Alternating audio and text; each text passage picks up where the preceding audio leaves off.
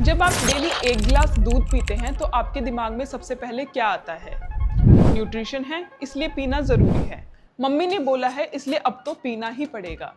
चाय के बहाने ही सही दूध पी लेते हैं। पर क्या कभी आपने सोचा है उस 1 गिलास दूध के पीछे की जर्नी क्या होती है? नहीं ना, मैं आपको बताती हूँ।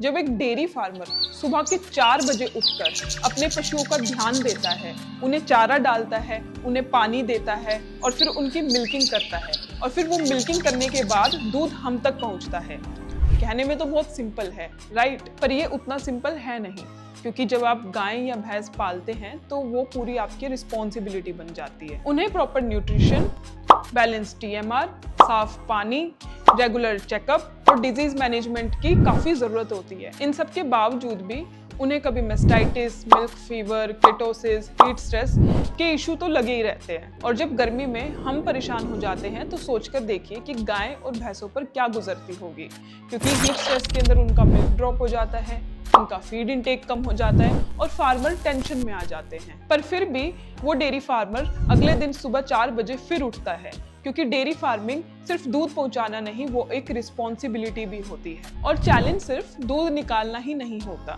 उसे स्टोर करना, उसे सप्लाई करना और उसे खराब होने से बचाना भी होता है।